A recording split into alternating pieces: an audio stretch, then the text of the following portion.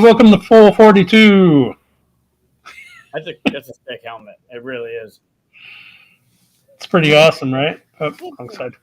Who's that? Lincoln? Can you say Bo? Bo? Oh, close. He almost got it. Yeah.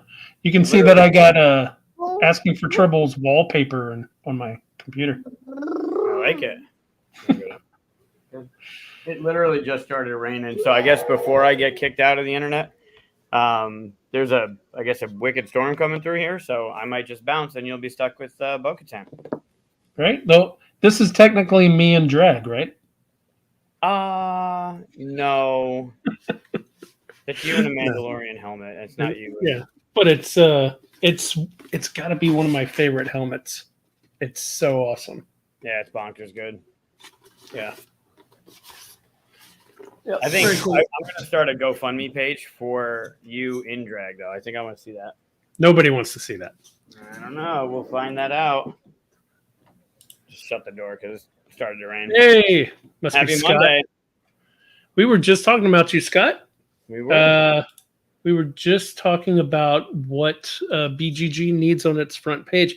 We saw that it has a crowdfunding countdown, I think it's called. And that's the stuff that's happening currently. We need a category that is coming to crowdfunding. Then we could talk about stuff coming to crowdfunding. Yes, your ears were burning. Cool. I got to go shut the front door. I'll be right back. Why is your front door open? Anyway, so we have we're going to be talking about Origins today. Basically, Mike's experience at Origins, things he played, things he bought. Why are you judging me for my front door? It was a nice breeze coming through because the storm was coming in. It was hot today, so I had the back door and the front door open, and there was a breeze coming. Why would you have your doors? Oh, okay, I live in Texas. It's 122 degrees outside, so I would never think to open doors. But no, okay, yeah, I'm sure that that's makes foreign for you. Us in the North Country open our doors sometime. Coming soon. So if he actually makes that, I'll make it a segment on our show where we talk about the stuff coming up. It'll be fun. Yeah, like tomorrow's whatever's coming tomorrow or whatever's launching. Yeah, maybe not every episode, but if we get a good chunk of them or something like that. We're going to talk about Origins, your experiences, things that you did. I should have gotten you to send me some photos or something, but if you have photos to show, that'd be cool. I can hold them up on my phone, but yeah, that's not fun. That's not cool. It'll be all glary and stuff, right? Just like the the cover on my helmet. Sure. But in any case, we'll talk about Origins. I thought we might talk some stuff about just some random stuff I saw on BGG, actually. Oh, that's nice. Yeah. Not too glary, I guess. No. That looks good, actually. Yes, Tim and Bob from the Rundown taking a selfie while I was taking a selfie. We timed it. But Bob screwed it up where his selfie, I'm in like mid-blink, so it looks like I'm like having a seizure. Yeah. Speaking of that, let's talk about announcements real quick because that reminds me. So one announcement is that we're looking to enlist someone to be a producer, basically. Someone who's going to help us get our shit together and expand this show a little bit more. Obviously, you're not getting paid because we're not getting paid, but you get to join the team. You just get to join the team, have fun. Maybe it's a networking thing because you'll meet a lot of great people, right? A lot of our guests and stuff. You'll be able to pop on here every now and then as a guest host whenever we need a third and things like that.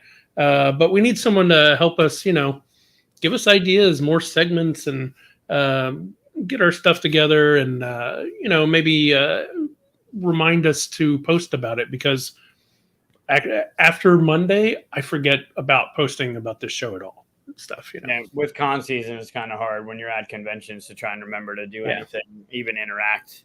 I think the majority of the focus, not only to just remind us, but to take our segments and edit them into more digestible segments would be a great focus as well.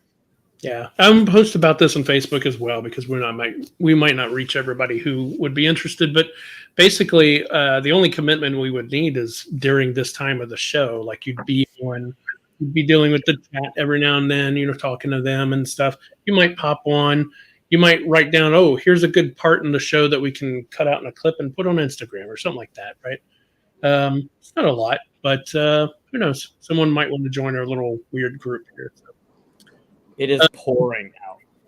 Oh yeah, so we're about to lose him. So if we were to lose him, our producer could pop on and I could talk with them instead of seeming like a crazy person, right? Well, I'd be a crazy person with someone else. It wouldn't matter. Yeah, anybody. So we're looking for that. Who knows if we'll find it or not? That's a unicorn, right? Someone who's going to come in and help out. We'll see. We're looking for a unicorn.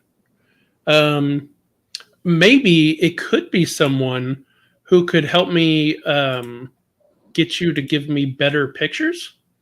I mean, as of right now, that's what I'm dealing with. What's wrong with that picture? Make it work. What?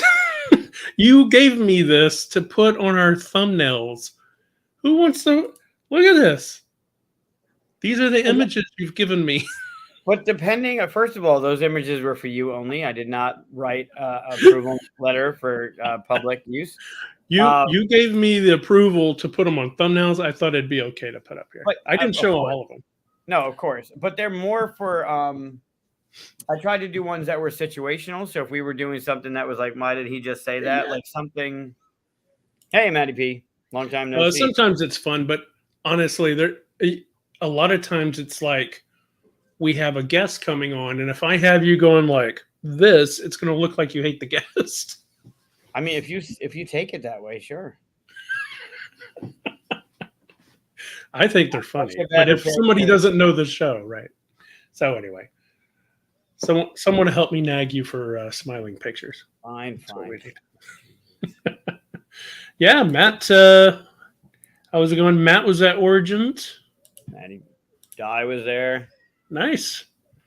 Well, why don't we talk about? I don't want to skip over any other announcements. I've got another episode of Scarify coming out this weekend. The Star Trek ones are actually doing pretty well. I posted in a Star Trek group, and apparently those people like talking about Star Trek with us. So we got a lot of views doing that. So go figure. Tell people about your show, and they kind of show up. Yeah, they show up. Yeah. So we're doing that again. Are you doing a Let's Play this week? Yeah, tomorrow I'll be at Bullfinch. I'm probably going to start the stream. We'll play Barcadia, maybe something else, but I'm bringing Luca along, so we'll see what happens. I know there's a few people that are interested in playing Barcadia again. So, and I think I might have something this weekend, but I'm not going to say yet until I know for sure. So. I put a link to your latest episode in our descriptions and a link to the Scarify latest episode. Cool. So, if you're interested in seeing what other things we're making, anything else on the announcements? Not Luca painting. I have a Luca painting. It's nothing that I'll talk about that I won't talk about in Origins. Most of the stuff is about Origins. So. Okay, cool. Yeah, this is Lucas for today. It was his Father's Day painting. What are you doing? What happened? Okay, that's Father's Day painting, huh? Was he upset on Father's Day? Looks like a tornado. Yeah, I'm gonna say tornado because there's some anger in there. There's a little bit of anger. I'm going with underwater. Okay, yeah. I could be underwater. Like kind of like a jellyfish. So it's topical. Sure. Donnie, she's a lady. Okay. A lady? Huh. Like the circles at the top is the head, maybe? Oh, maybe like wearing a hat? I don't know where a lady is. Maybe dancing. Nope, no lady. I don't see the lady. Unless where she's a bird? Leg. Oh, I could see Roadrunner in it. Oh, that's cool. Yeah. Couple dinosaurs with a mountain in the back. Okay. Yeah. Dinosaurs with a mountain in the back. All right. Like Yeah, I can see that. I see a lot of anger, is what I see. You made Yeah. Luca angry. It's funny. Well, it's funny because if you did it, because again, when I put his name on it, I put it the way that he was painting it, right? And I always make sure that I hand it to him in the same orientation. But if you do this, it's a totally different painting. Yeah, it looks like a seahorse. It's awesome. Yeah. Look at that. With the nose over here. I just think there's a psychiatrist out there somewhere going every week. They're like, "Oh God, these guys are crazy." Just writing down notes. What does that say about us? What are you doing? What's up? All right, so that's announcements and stuff. So why don't we talk about Origins? I didn't go, so it's really going to be me asking you questions about Origins and other people commenting. Apparently, our comment group here is have all gone to Origins. I don't think Scott did actually. No, Scott didn't. Donnie and Corey didn't. Di was there with Dave. Matt was there. There's the usual suspects went for sure. It was light. I missed a few people that I wish were there and were around to hang out with us. But yeah, it's a great show. I enjoy the show. We've talked about the show. I think we've talked about shows on the show about like which ones are good and how they all feel, and like how Gen Con is just a mad rush of people coming through. And when you're standing at the booth and you're trying to like, I don't know, talk about a game and like people are interested and you want like, how you doing today? Like, where you from? What kind of games you play? And while you're going over, even if you're just going over your quick, like 30-second or 1 minute elevator pitch on the game, if you happen to look away from the people that you're immediately talking to and behind them are just people that want to rip their heads off so they can get the 10 minutes, the 10-second spiel. Like, it's not, Gen Con is just a different type of bonkers. And Origins has the same kind of Gen Con. Well, at least this year, it was much bigger than it was in past. Obviously, with the world shutdown, it's got that same kind of feel where you got the booth and you got the elaborate booth and you got the people, but you can actually talk to people. Like what kind of games you like what have you seen at the show? Like you mean like the hour before Gen Con opens, where you can walk around and talk to people in the booths if you're one of the exhibitors? Yeah, not that slow, right? Like, your peaks during Saturday and your peaks during Friday. Thursday was for, at least from what I noticed in the traffic, Thursday was busier than Friday. Saturday was your typical Saturday at a con, but even with the people walking around, like you get the giant backpacks that are annoying and you get all that con stuff, but you can actually have a conversation with somebody that you've never met, right? Or people that like can come to the booth and you just kind of have like a conversation with them, rather than like if you're at Gen Con and like Matty P stops by and you want to say hi, you've got people like grilling you, like, why the hell are you talking to this person? I'm standing here. It's like, so it's a different kind of crazy. It was good. It felt good this year. There was no, hey, Mike. Yeah, I got to hang out with Mike in person.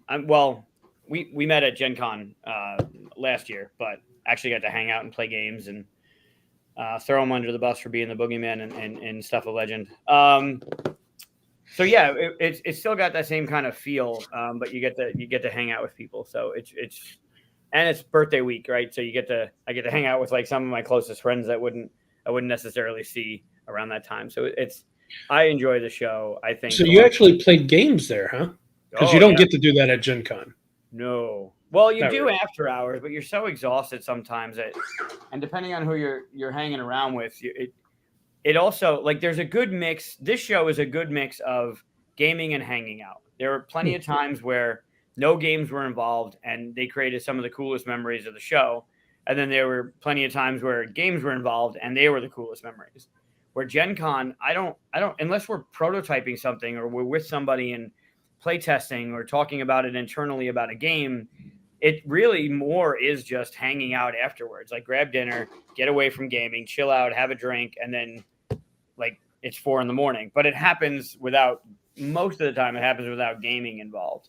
There are sometimes, but most of the time it's without games. And Origins was a mix of that, right? There were plenty of nights where we were up till 4 a.m. because there weren't games involved, and there were nights we were up till 4 a.m. because all we did were play games. You play any new games? Yeah, yep. New to me. I played a lot of new to me. New to you, but nothing new that was like a showcase at the Origins or anything. Not that I can talk about. Oh, no, I mean something that was like being demoed at Origins for the first time or something. Oh, no. But Dave and Diana, I don't know who else played, but there's a game I could talk about in a second, but there was a game that was creating quite a buzz at the show that they had played and that I picked up. I just haven't played it yet. Like I heard about it and it seems really cool, but I haven't played it yet. Oh, yeah, you got to tell us what the hot games were. Yeah, there were a few that were just selling. So the one that I'm talking about is Black. Yeah, Dave just posted it. Black Hole Rainbow, which I guess I could. Okay, what is Black Hole Rainbow? Right. For those of us that didn't get to go to Origins. So this is Black Hole Rainbow. Or never have actually. Okay, I immediately like it. I like the cover. So what is it? I don't know. They're gonna have to talk about it. Like Matt has one too. They just said it was worth getting, and I went over there before it sold out. Lance has a opinion. Lance, yeah, it needed more. Definitely needed more Battlestar Galactica. However, it had plenty of stuff of Legend, which is the successor to Battlestar Galactica. So you should definitely check that out. Lance, I haven't been on the Alaboom in so long. The last 2 weeks I went to go get on it, you didn't have it. So busy going to Origins and everything. Origin takes up so much of our time. Scott says it looks cool. Yeah, so they're round cards that do something. There's a decent deck of them. Custom die, and it's supposed to be like a pass gems around depending on what comes up. I don't know what this die does, but it's gorgeous. I don't even know if it'll transfer. Oh yeah, it's got little stars and stuff in it. Very pretty. But it's got a bag. It's got these pastel gems. They're frosted. They might even come through. Like they're frosted gems. Huh. I've never seen them frosted before. Uh-oh, you're freezing. Storm.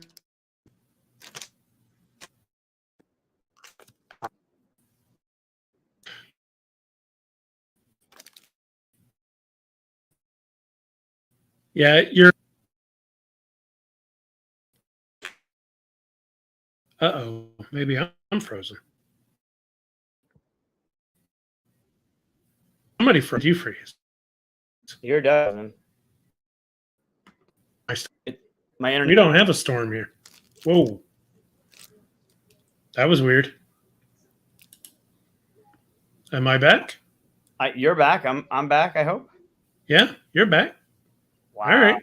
That was strange. You know what it is? We have both Tim and Mike in the chat. Oh, yeah, you can't cross the streams. No, it's usually just Tim, and now Streams having across both of them, it's just throwing it all off. Yeah, well, it happened whenever Lance showed up. It's probably Lance's fault. It's probably Lance. Thanks, Lance. Yeah, that was a big boom too. It could be me. It could be the internet. Yeah, all right, so I don't know what you all saw, but it's got the dice. It's got the round card. It's got the dice. It's got these really cool pastel gems, and they have orange. Mike, they're not really that big. He's holding them closer to the video. See, whenever things get closer, they look bigger. That's They're really tiny. That's the supernova die. I think he's talking about the star one. Yeah. It's a quick, light party game, but it's got metal coins. It's got these bigger. I don't know what to do. This is a bigger than normal die though. Like this is pretty big. All right. But then these are like a rubber, like a silicone, not rubber, I guess. but they have these that the things go in. They're these little rubber trays.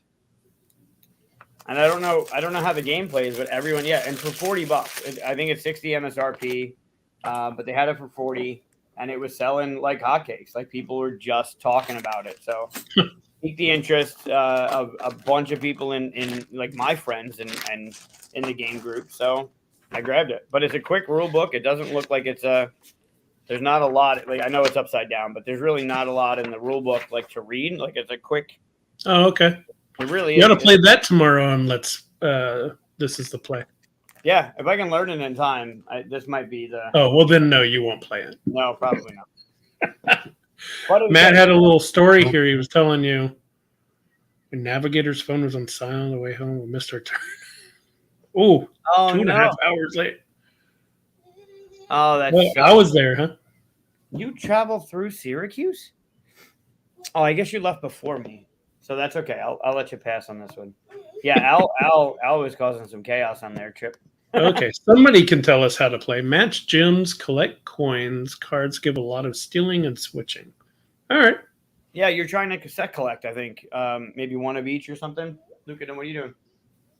But yeah, that I would say was probably the one that I heard the most about at the show. Says Mike, you can learn it in 5 minutes. The problem is Mike doesn't learn new games. He just buys them. That's not true. That's totally not true. We'll see. See if you can have it for the show tomorrow. I learn them. Playing them is a different story. Getting them is step one. 2 is learning them. Like I'll put them out. I'll one hand them. I'll learn them. The big step for me is actually getting it to the table and playing it. Andrew. Even played Descent at 2. Wow. Yeah. Yeah, so that was the one I would say was probably the most the game I heard the most about. Huh, that's interesting. Well, yeah, try to play it soon. Let us know how it goes. Yeah, I'll have more. I mean, I did. I got back at 3:30 in the morning. So like, I just picked these up this weekend. I got back at 3:30. You want me to know this shit right now? There's no way. Yeah, no. 3:30 in the morning. You've had what? 17 hours. -8 for sleeping. You had to sleep 8. You couldn't spare 5 minutes to learn again. The entire weekend, I didn't get to bed before 4. My alarm went off at 8. I'm still trying to catch up on sleep. Scott's been playing nothing but Frosthaven. Nice. I saw in your picture that you shared on your phone that Frosthaven had a big setup in the back. Yeah, they did. Yeah, they had a lot. Did they have the second edition there as well?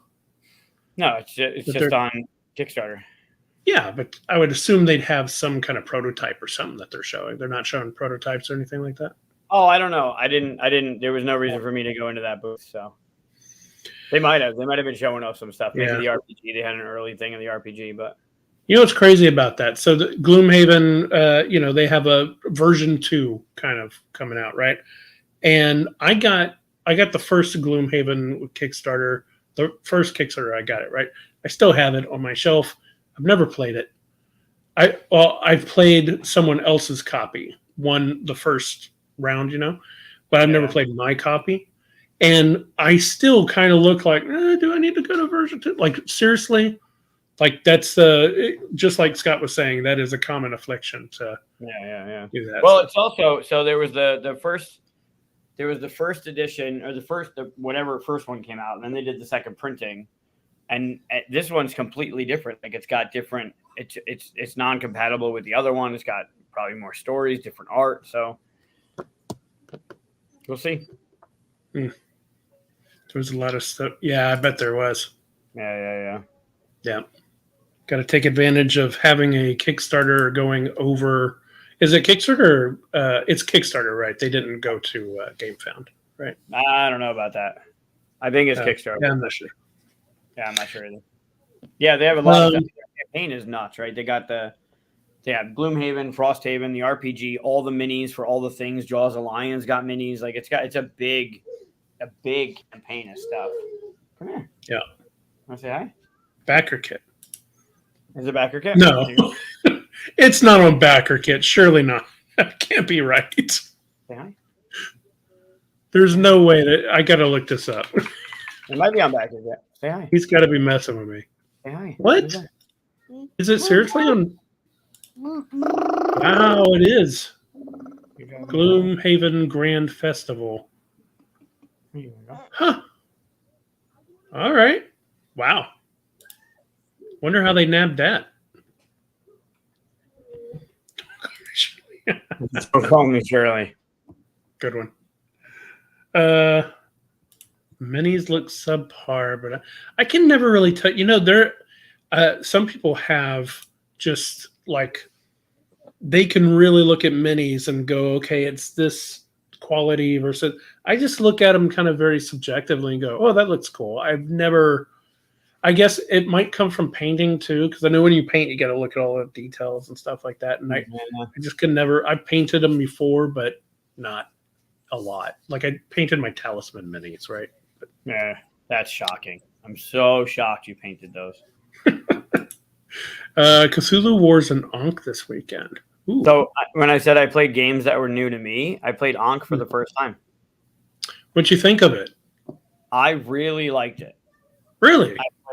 I played a challenging character. It was my first time, but I had fun with it. And it was definitely one of the more memorable moments of the weekend.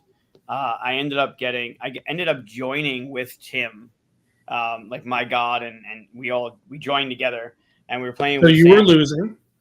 I was last. Yeah, you were losing. Yeah. Wait. We were playing 4 players, and it was the 3rd and 4th players that merged. The 3rd, yeah. So you were losing. I was definitely losing. That was wicked. You got lightning happening. Did you see it? Science. No. Like it didn't light this up. That was very bright. Yeah. So I ended up my god and Tim's gods merged together, and we were playing with Paul, the Gempire Paul that I've been talking about, and he was on the rundown, and Sam from BA Games, and Sam had a bounce, so I ended up taking Sam's spot, but technically I was with Tim as 1 and Tim won, so I won. Does that make sense? That sounds like Tim come on, won. Tim, back me up on this one. But yeah, I think so. I played what's the first one? The Viking one. Oh, Blood Rage. Blood Rage, yeah. I even got Mike saying it. I played Blood Rage and it was okay. It was fine. And I tried to learn Rising Sun, but I just couldn't get into it. So this one, it was a longer game, but it was definitely fun. It was easy enough with like the actions you can play and what you can do on your turn. And the strategy is high, and then the replay with the different gods and the way that they work. And the minis are just bonkers. Good. Evidently, I was at Origins 2016. Favorites were Grand Austria Hotel and Manhattan Project Energy Empire. Those are both great games, by the way. Luke Laurie game, Manhattan Project Energy Empire. Yep. Yeah. Yeah, I don't know if you were the best guy to merge with, but we did win, so. Well, then that answers your question. I'm pretty sure Paul would have won had I not been the one to merge with Tim, because I had a whole bunch of followers that ended up helping us do the things we needed to do to get the last point of the game. I was wondering what you thought of the merge thing, because that is what kept me from backing it and going into it. It was fine. I think it's a little bit. I'm not 100% sure because I have to play it again, but I think it was a really good way to do almost like a catch-up mechanism for us, because then we can take one turn at a time, react to the other 2 players, and all of our resources kind of come together. So it was good. But I have nothing to go on. Like, that was my first play. I don't necessarily know if that would feel good if I'm 3rd place and now I have to merge with the 4th place. And if we're so far behind, if we get to that, so there's a track and there's red for a while and then blue. And if you're in the red by the 3rd war, you're just done. You're out of the game. And that would feel like shit. So, yeah. I mean, it's an interesting idea to try to facilitate kingmaking is what happens. Because when you play games like that normally, let's call them war games, but whenever you play games like that normally, you know, 3/4 of the way through, you're like, okay, this person's going to win, but maybe you're not sure. Maybe these 2 might win, but you know who's definitely losing, right? And it Yeah. sucks to be that loser to just sit there and like, okay, I'm not going to leave because then that screws up their fun and stuff. So it's an interesting way to do it. But I've seen people who are losing go, okay, if I can't win, I'm going to throw all my stuff over here and help this guy beat you because you're winning. And that feeling always sucked for me if I was the winner. Or Yeah. even if I was the guy who they're throwing stuff at, because I'm like, well, I didn't earn that. And now I'm going to win instead of actually win. And so to create a game in which that's the way you play, that's what threw me off. I was like, I don't like that key making moment. Maybe I would like it if it was the actual rules. So I should try it, but I don't know. It made me pause. No, I think it's so. Again, I wouldn't say I'm missing it, Bob. I missed Rising Sun. Somebody got that reference. That's pretty good. I missed Rising Sun because I played Blood Rage and I was okay with it. Like I get the concept of your character's dying, they were getting you points, it's making you stronger, and the theme of the Vikings with Valhalla, like that all made sense. Now, I like Blood Rage. Yeah. Blood Rage was okay.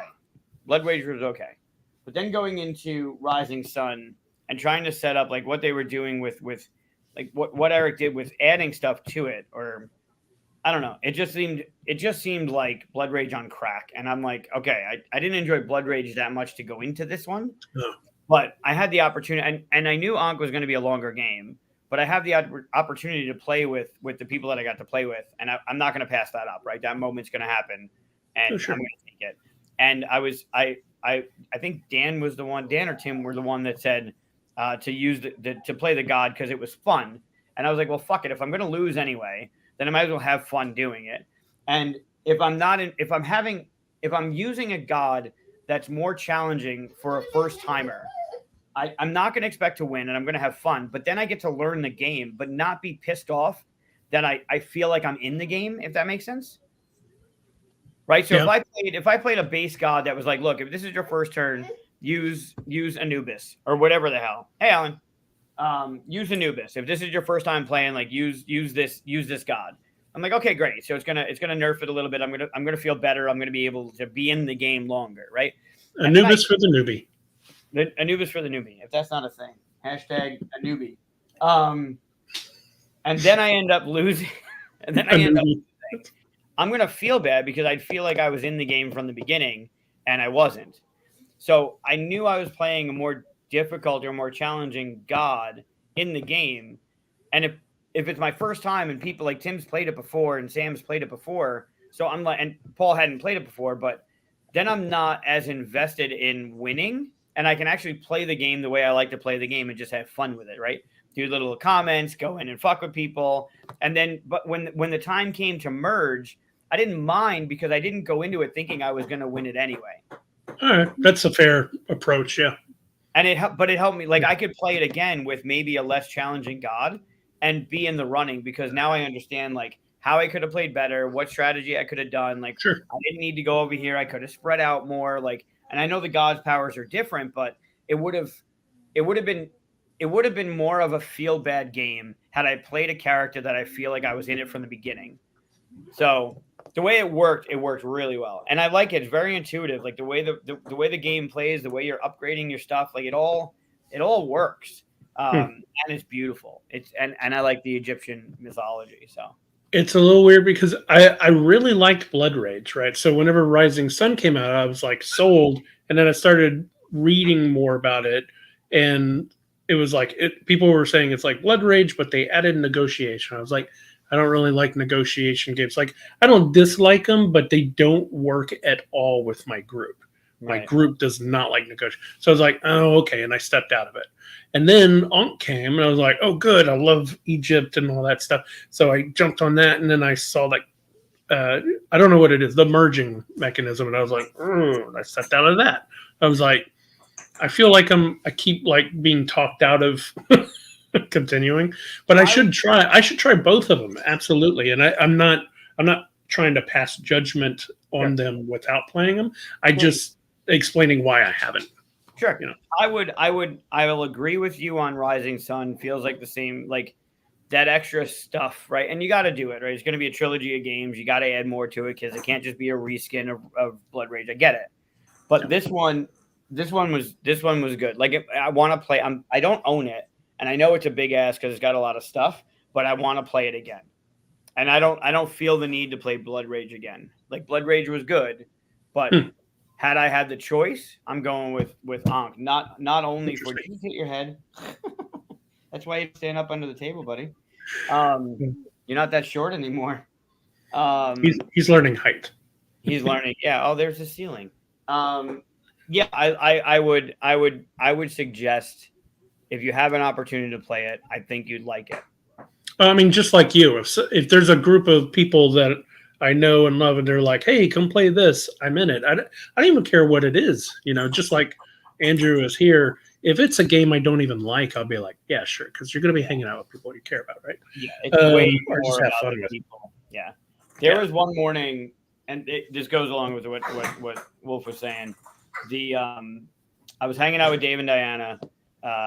So the whole weekend, Luca, what are you doing? Yeah, so you would say if it's a bunch of people that you would like to play with, you would play anything like Point Salad or no.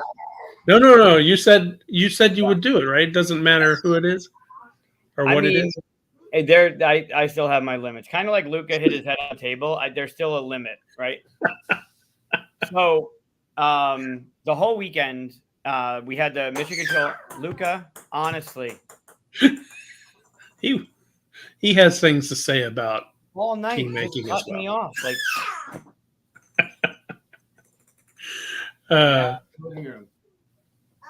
Oh, he's hysterical. Hey, you said before we get too far off on.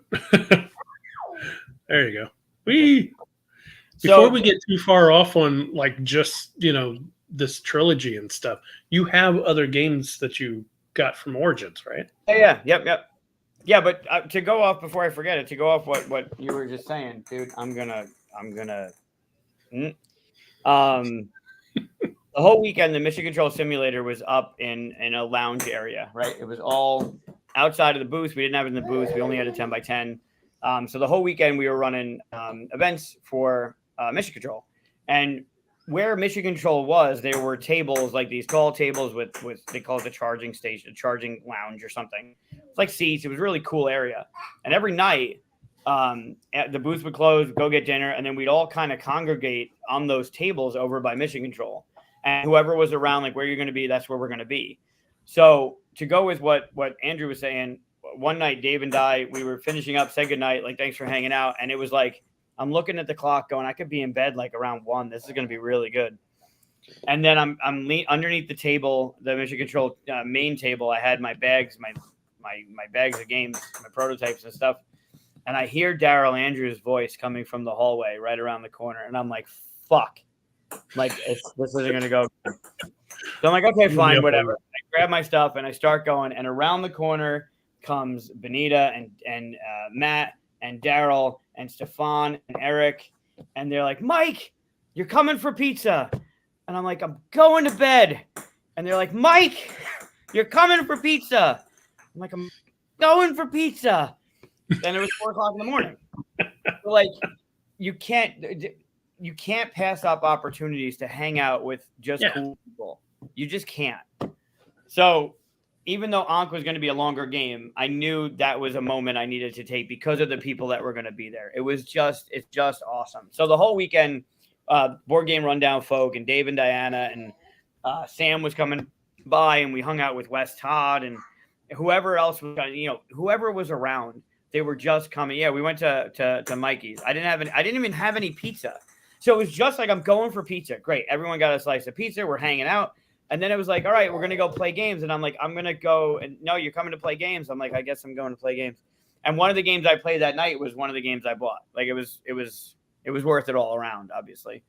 But yeah, it was an awesome weekend. Like it's an awesome weekend. And you can't pass up on those opportunities to those moments. It doesn't matter what the game is, right? If there are some that I just won't bring myself. I know that I'll I'll ruin the game for people, so I won't play it, right? Like I don't want to shit all over Point Salad if someone's going to enjoy Point Salad, and I don't want to shit all over Terraforming Mars if someone's going to enjoy Terraforming Mars. And the best thing about the game industry is there is a game for everyone. It might not be for you, but there is that game is for people. So like for me to say no, the game sucks, that's my opinion. Don't listen to me. I don't give a shit. But I don't want to be the person to be like, that's why this game sucks and this is the problem with the game. Like, who's this, curmudgeon? So I there's certain games I won't play, but there are moments I can't pass up. So, all right, yeah. So I just future note: if you're on a show and you want people to watch the show, you probably shouldn't say, "Don't listen to me." It's my opinion. I mean, that's the whole problem with a lot of things that drama that comes out. Like my opinion, it shouldn't matter. It's my opinion. If I play we're Black saying, Hole, listen to the opinion. don't listen to the opinion. Don't listen. Go like. I will listen to my opinion. No, see what the game is about and make your own judgment on the game. The fact that I say this game sucks doesn't mean that the game sucks, dude. Really? Well, why don't you show us the? Why don't you show us the? Yeah, well, that looks loud. Why don't you show us the games that you got, if you can? So that night with the pizza story, we ended up in one of the rooms playing games with, again, Daryl, Eric, Benita, Bob, he was helping out 25th, and we played Splitto. Oh, I heard people talking about this one. We even talked about this on our last episode where we talked about So this isn't we've had Chad on the show. This is not a plug. Wow, that's really loud plastic. Sorry. We don't do plugs because we don't get paid for anything. Hold on, this segment is now sponsored by Honda. There you go. Go watch your TV. He's got a Honda ATV that sings a song, and he gets so excited and jazzed when the song comes on. So yeah, Chad's been on the show. This is not a plug for Chad's game, but we did end up playing Splitto that night, and it's a very quick, easy to learn deck of cards, and you're playing between players on your left and right. You're dropping cards down between either on the left or the right, and on your turn you have 13 cards or something, and you have a hand of cards. And you're going to play one, and you're going to play it either to the right or to the left, and then you're going to pass the rest of your cards. And there's a few bits of information for each card, but the premise of the game is you're going to create the rules of the game as you play, like how you're going to score your points as you play the game, and that is super cool. So there's different colors, and there's different numbers on the colors. So, for instance, I almost dropped them all over the place. Like this is a blue one, right? Yep. Good job. I know. And that's it. As long as you can identify the color and the number, it's really not colors. So there's a whole bunch of different colors. There's orange included. These not. Oh, okay. Sold. Shitting me. 2 decks. I opened the one that has none of the rules in it. So you can either, when you drop in the cards, you're either dropping a number card, which is then directly related to a color, or you're dropping a rules card, and that's creating the rules for the scoring. So this says that you need to have a strict majority of pink. Doesn't matter what the number is, but as long as you have the strict majority of pink, and that would be placed like between you and me, right? And then at the end of the game, when we're doing all our majorities, if whatever we end up putting, like you'll then see that. So you're going to try and put a bunch of pink cards in between you and I to keep that rule going, right? If you don't have majority, you don't get the points. If you do, you get that many diamonds added to your score between those 2 players. Okay. Then you'll have a strict majority of orange, and you'll have a strict majority of whatever. No card with a value of 1. Doesn't matter the color. Now you don't want to have ones in between, right? So then what'll happen is, let's say between you and I on the left, we played these, the pink, the orange, and the 1, right? Yep. And we also played this, but we didn't have 15 or more between us. Okay. Well, this just doesn't score. Like it's not part of our score. But down on We the don't get a other diamond. side, like Luca and I are playing over here, then we have like 11 cards or fewer in this zone, and we have exactly 6 different colors, right? And then whatever this one is, exactly 6 different. Whatever. We have exactly 6 different values. So if between me and Luca we have those rules in play, that adds 10 diamonds, right? 4 plus 4 plus 2. So that'll be between me and Luca, and then between you and I. You and I have 3, 3, and 1. I'll take the diamonds from my right and multiply them with the diamonds on my left. That's my score. Uh-oh. There you go. You just unsold Splitto.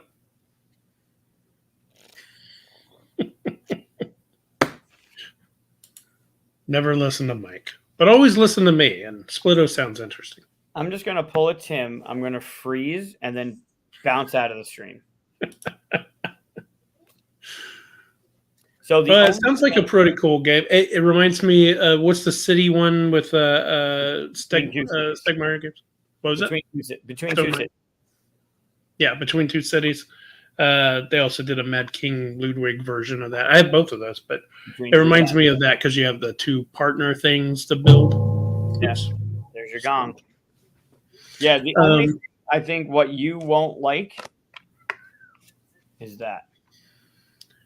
Oh yeah, 2-player variant. Oh, Because I just wouldn't play it as a 2-player. Yeah. Sure. Well, it plays 3 to 8, but it says 3 to 8, but it's got a 2-player variant in it. Does it say 3 to 8 on the box? It does. Okay, congratulations. Good job. Yeah. I appreciate that very much. But no problem if you put a 2-player variant in there, but tell everybody it really is a 3 to 8. That's good. Who's the publisher? 25th. That's why I said it was. I'm not plugging chat. Okay. Well, I wasn't listening to you. Remember? I don't even. If I ask you to tell me how to play the game, I don't think you can do it. Yeah. You put cards in between you and you get the diamonds. It's good. It's all good. Perfect. Yeah. So that was. There's a blue one. Huh? There's a blue one. There's a blue one. There's also a blue 4. Oh, see, learning everything. Yeah, that was pizza night. That's what ended up. That's what pizza night led up to, and we ended up playing that, and I'm happy for it because I wouldn't have. I'm sure I would have heard of it because I was going to go stop by and see chat anyway. But yeah, it's a great game. Cool. Don't take my word for it. Go check that game. What else did you get? I picked up. We had talked about it. I don't know what we were talking about. I think we were talking about when we were doing the PAX preview, but I finally picked up Tribes of the Wind. Oh, finally. Nice. Yeah. I see you were so excited to open it and pop everything out. Still in plastic. Again, 3:30 in the morning. You've had I've 17 only been hours. up for like 9 hours. You got 9 hours. But I've been awake for 9 hours. Like I had to unpack, do laundry, like a lot of shit. No, that's cool. I love Vincent Dutrait art. Also, the way that the game plays, like the idea that what resources are facing you from the other players is what you get to use to do the thing. That's interesting. Very excited. I realized I didn't put a thing back for Black Hole. I keep wanting to say Black Hole Sun, and then I get the song stuck in my head. It's awful. Yes, I finally got Tribes of the Wind, and then at the same booth, that's Hachette. That's where Jason and Heather were hanging out. They were helping out over there for the convention. Another one that got huge buzz, and Dave and Diana were talking about that, was this one. Ooh. Now, how do you say that one? Rawa. I have no idea. Rawa. I was wondering why you said this one instead of Rawa. Rawa. I have no idea. Rawa. They had like a thing on the back that said. Pull it back some. We got some glare on the cover. Let's see what the cover looks like. Oh yeah, yeah. I remember seeing this in the preview. I think. Yeah. But I couldn't tell what it was about. Yeah. It's also, and I don't know how to pronounce his name, Mateo. This guy over here. He's a phenomenal designer. So I trust him as if his name. That sounds right. Roja. It could be Roja, sure. It could be Roja. Roja is just like red in Spanish, right? Maybe. Don't know. But not spelled like that. So. Art's beautiful. Gameplay seemed intuitive and easy. Also, I love when they do the 1 and the 2 on the background. Oh, Roja. Yeah. Yeah, Dave and Di were the ones that told me about it. I mean, Jason did as well, but Dave and Di were the ones that were telling me about picking it up because it was fun. So these are more like games I picked up at the con, but games I'm looking forward to learning. Yeah. Are those getting the queue? They're in the queue. They're in the learning queue. Yeah. All right, so that was. I can't say anything. I still haven't learned my Witcher game. I got that in the mail. Yeah, so shut up. Ooh, that was harsh. Well, you're busting on me not playing games. Yeah. Pollen. Yeah. So, do you know who they are? Yeah, I'll play. Okay. Didn't we have somebody here from All Play? Like, I guess no. Nope. Oh, okay. That is the new name of Board Game Tables. Oh, okay. I'm thinking of someone else then. So no, I didn't know who they were. No. So Board Game Tables is now All Play. Because they have all the games out now that are like Yep.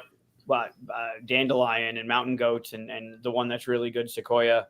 They started with one tour, didn't they? On tour, yep. But they have really cool. The components are phenomenal, as you would expect from the company. The stuff they do is amazing. But this is one of the butterflies. Ooh. Right? It's got that shine on it. Has a foil. Yeah. Kind of, does that scratch off? I'm not trying it. Well, I mean, like if you put a bunch of those pieces in a bag, like they're not scratching each other and stuff like that. Not yet. I mean, they're all in a bag, and I just opened it, but I don't see any of them that have. That's good. Have a scratch. But that's purple. Yeah, that's cool. Really purple, and it's got a really cool yellow on it. That's only on one side, huh? Yeah. If you put it on both sides, then it might scratch. It's got to be kind of expensive to do. So it's a foil. A foil. It's just cool as shit. Oh, nice. So they have these really cool bits, these bits, and then in the game, as you would expect, would be the bee is scratching stuff. Should smell like honey. Should. They're cardboard punch board for the bits that go in between the cards, but they sell the upgrade pack of these acrylics that just look so cool. That is cool. Yeah. Huh. So production value is amazing. The bag looks great.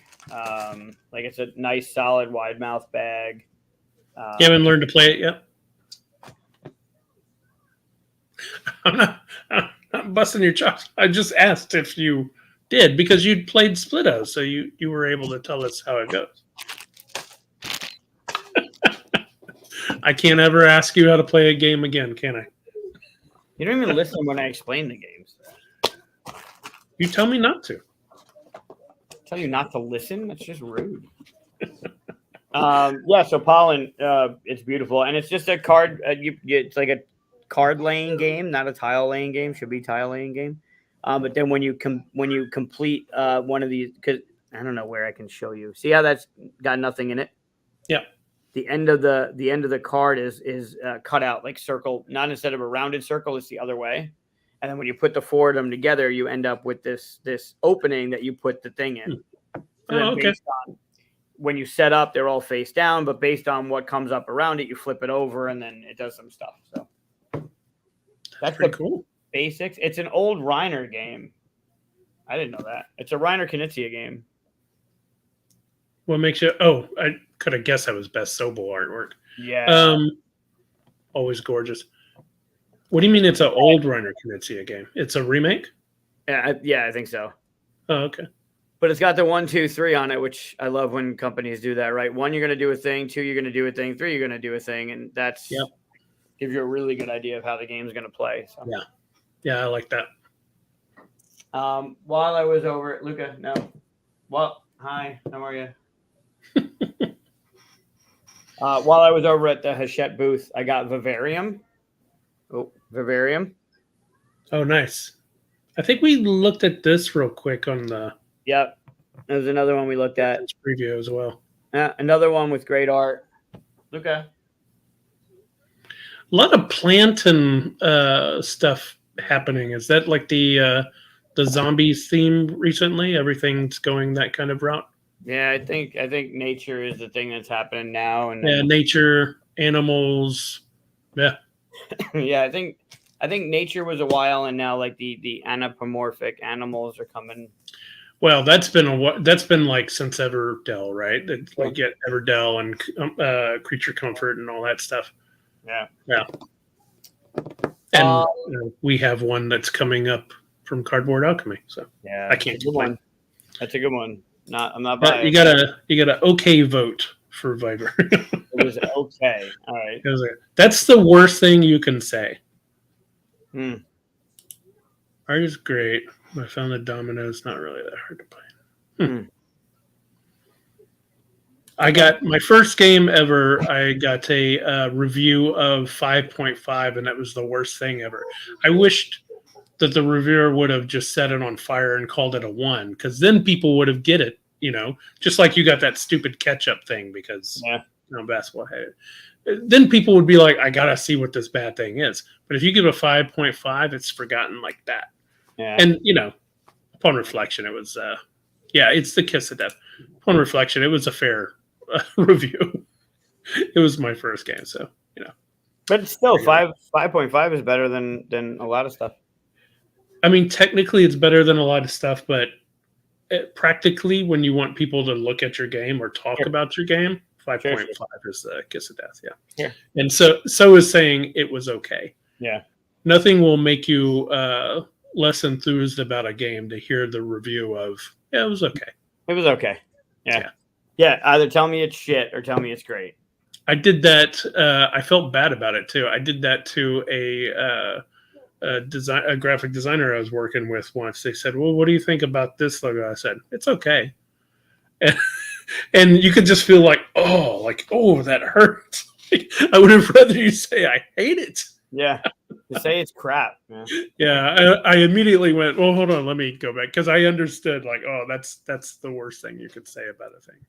And Scott's right. One of the conversations we had, I mean, we talked about it a little bit earlier, that it's okay if you don't like a game. Come here.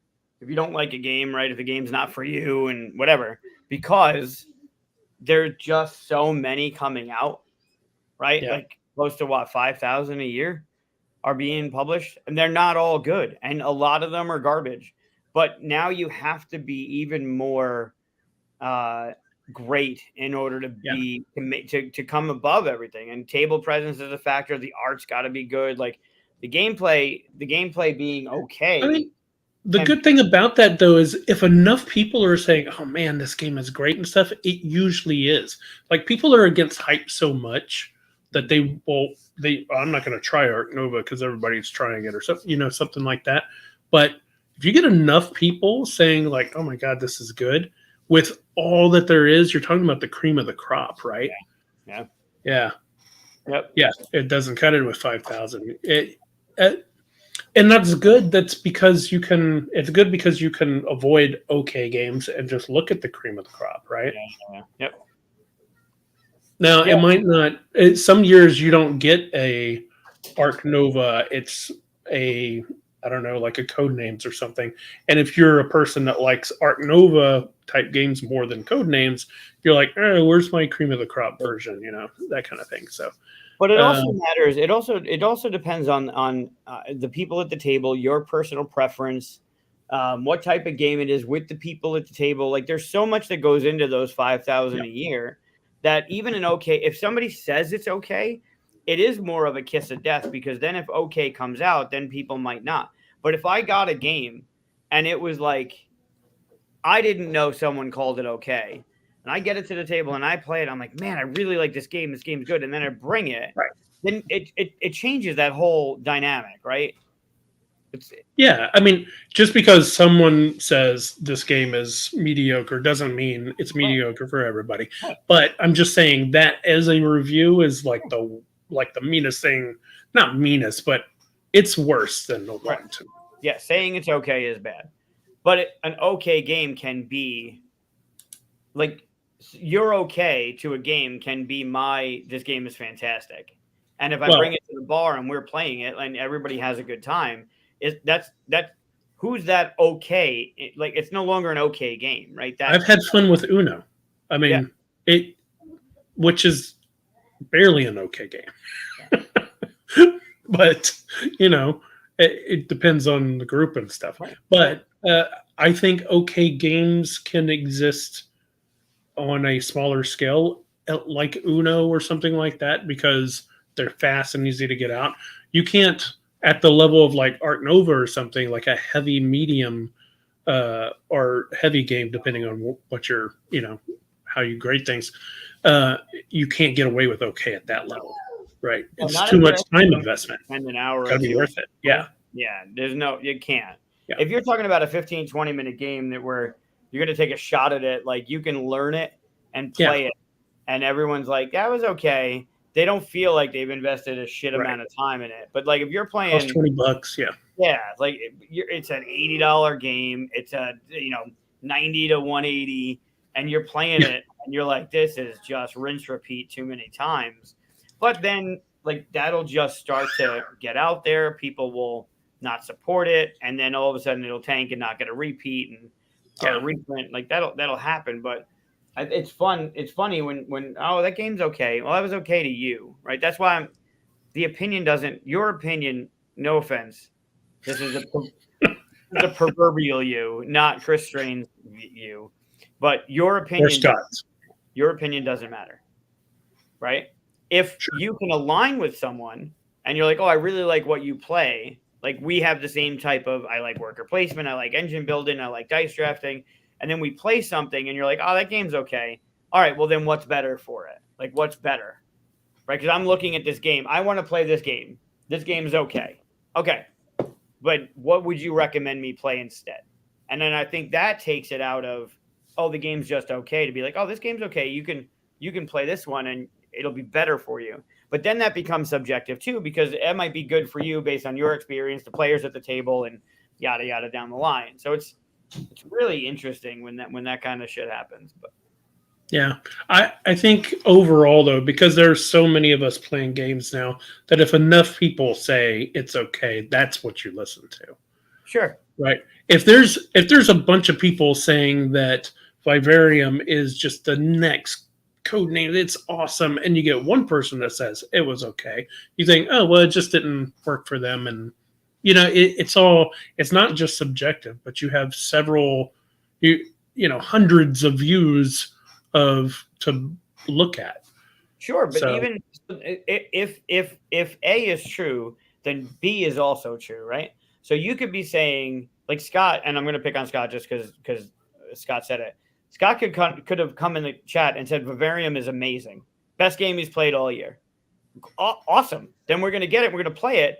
And then if we have a bad time because of the players at the table, right? Then we're like, what the fuck is wrong with Scott? Like, that game's not very good.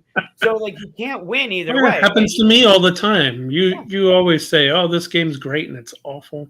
Awful. My recommendation, that's why I said don't listen to me. But the same is the opposite. I've bought games based off of stuff that you've recommended, like Dice Miner and stuff like that, and I've loved them. So That's great. I love that game. I think it's I don't know if I would bring. Don't listen to me. Don't listen to me either, Scott. That's the theme of the show. Don't listen to me. It's great. That is not the name of the show. It is. Lights of the Reviewer. There are games that I would rather. Wow, Dave. Wow. Don't make me bring up the 5. posted. Oof. All right, for those watching, go to the QsCon Discord and look at the picture I posted today of my favorite thing from Origins. 5.5.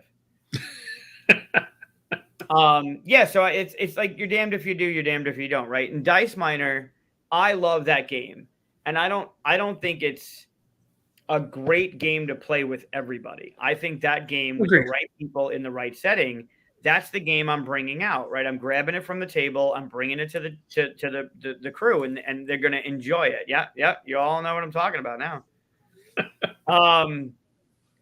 So yeah, and the same thing with Splitto, right? Like Splitto was a moment with the people at the table. We had a great time, and I know that game is going to be easy to transport, like to take to game night. Doesn't take up a lot of room and can slap hard with the right people. But if I play that in someone that like wants more control of all the things, like it's just not going to work. So the game for me was great. But you could play it with Aaron and at your next game night with people, and it could just fall flat. So, and I mean, I got a great example of this. I've probably talked about it before, but I know I've talked about it before. But I was at BGG Con once, and I got a demo of what was it, Space Cadets Duels? If you have ever played that or not. And it's the same kind of idea as the sonar thing, where everybody has their own part of the ship. And I'm the engineer, I'm the, science one and all that stuff. I do weapons. And you're doing ships, fighting each other kind of thing. And man, I just sat down with strangers and I had a blast. I was like, oh my God, I can't wait to get this game. I bought the game, took it home, brought it to my game group. And it just like, people were screaming at each other. They were angry. They were like, stop ordering me around. I'm the captain. All this stuff. Never played it again. Couldn't bring it to the group or else it would like cause anger. So I was like, man, I've never seen two different versions of the same game, but two different groups and two different things happen. So yeah, it can happen like that. Yeah. And there. So Diana was just saying like, she likes Dice Miner, Dave's not so much. Yeah. It really depends. I don't know if Dice Miner is a very good 2-player game though, right? I played it 2-player, and it is a little meh as a 2-player, honestly. Well, I mean, first player has no choice. Not a 5.5. No. What was that? It's better than a 5.5. Yeah. First player has no options. You have no choice, right? And if you're not doing well, the first player in the second round and the first player in the third round is the person with the least points. The person with the least points gets first pick. But if it's a stone or like it's just not. I don't. There's not a. The math is too easy in a 2-player. It's just too much. Like, oh, okay, I'm getting this, and you're not getting that. Right. Especially with the gems. With 3, there's balancing. Like, okay, they're taking on that, but I can. It's just, and a lot of games are like that, obviously. So, yeah. But same with me. Like, Lords of Waterdeep. Yeah, you're mad too. Yeah. I'm very mad. I'm always mad. Lords of Waterdeep is revered as one of the best. Like it's a gateway game. It's the quintessential worker placement. It's whatever you want to call it, and people love it. And there's people that don't like it either. And for me, like as many people that like Waterdeep, like I'm like, I don't know if they're watching. I told them to watch tonight. There was a older couple. I was walking across the bridge from the hotel to the whatever the fuck the hotel is, and this was not. I didn't prompt anything, and we're talking about something, and they mentioned a game that the reason they got the game was it was all orange, and then they got it home and they loved it. They loved playing with it. They loved the ships. They loved the art. They loved everything. And I'm like, Troubles? And they're like, yeah, asking for Troubles. I'm like, no. And then we started talking about Waterdeep, and they just picked it up recently, and it just came up, and I'm like, I gotta tell, like, not for nothing, but the co-designer, and his partner, the co-designer's my co-host on Mondays, and I'll tell him about it. But yeah, it was totally random, totally odd conversation that led to, this game that we got, and I don't remember, but it was all orange. It was really cool. People remember the orange. Yeah, the orange is good. But yeah, like that game for me, if someone's like, you should look into Troubles, because I think that especially from a sci-fi perspective, like if you're in D&D and you like the fantasy, then great. But like that game it's more forgiving and a lot more fun with the right people. D&D, I don't remember, or D&D, Waterdeep, I don't remember ever having those cool moments that Trouble brought to the table. Like it was just, I don't know. Same game, different people, I- right? I mean, with Waterdeep, I've had different even with the same group, I've had different versions of a game. I've Yeah. had games where people are yelling at each other for putting those mandatory things on them on the last round, and it's just contentious. And I've had other ones where it just felt very light and easy, and so Yeah. it's not even just the people you play with. Sometimes it's just that game night or the Sure. way the dice fall, Sure. metaphorically, since there's no dice. Kind of, yeah. Yeah. Well, I got two more that I can mention that we could go. I was about to say we went way off of Origin, not way off, but No. so what Still, else you get? talking about the games that I acquired, and like they look good, and then maybe they're not, but they're not for you. Like they might be good for me, not for you. Yeah, two more. So my friends at Tarragon Gaming, they're local to Syracuse. They're sponsors of the con. They make these really cool hexes that are magnetic. Yeah. What do you do with them? And they have orange. So like, see how they're sticking together? Yep. That's So I know how magnets work. yeah. But there's magnets inside it, right? And they have orange. But they're hex based. So like and it's not gonna gravity is gonna be a little bit more here, but they're magnetic in the corner too, so they'll stick this way. Oh, okay. But any game that requires hexes, like to build out hexes, you can use these for, right? While they were sitting there at their booth, they came up with 2 games using their hex system, and he dropped off the rules for me. But like, you can do something like this with them, like that's magnetic. Huh. So you could build like a 3D kind of thing, Sure. huh? Right. So they did, and I don't know how it plays, and I have to look at it, but like you can do a lot of stuff with them where you can wall off things. I don't know. It was neat, and I'm looking forward to seeing what they did with it. But it was something else that was at Origins. That's and then Mind Your Business. Oh yeah, we looked at this cover, didn't we? Yeah. So Matt Ryan, who's going to come on the show, I just got to figure out when he's coming on the show.